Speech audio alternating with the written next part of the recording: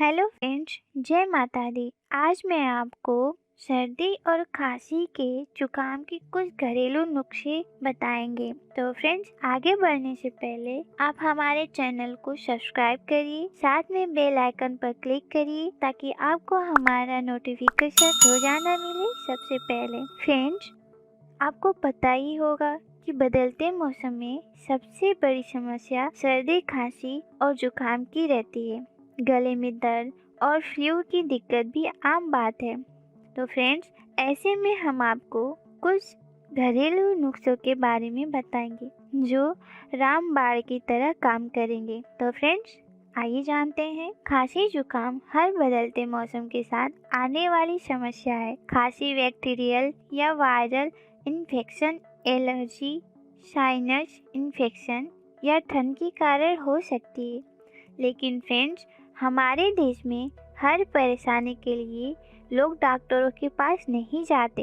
हमारे ही किचन में कई ऐसे घरेलू नुस्खे छिपे होते हैं जिनसे खांसी, जुकाम जैसी छोटी मोटी बीमारियां दूर हो जाती हैं। तो फ्रेंड्स, आइए हम आपको बताते हैं खांसी जुकाम में रामबाण के कुछ घरेलू नुस्खे। फ्रेंड्स, पहला है आधा चम्मच शहद में एक चुटकी इलायची पाउडर और कुछ बूंद नींबू के रस की डालिए। इस सिरप का दिन में 2 बार सेवन करें।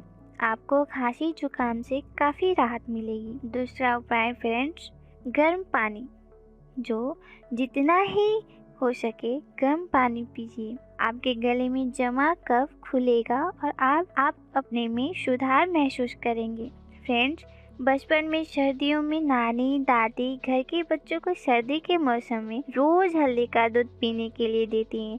हल्दी वाला दूध जुकाम में काफ़ी फायदेमंद होता है क्योंकि हल्दी में एंटी ऑक्सीडेंट्स होते हैं जो कीटाणु से हमारी रक्षा करते हैं।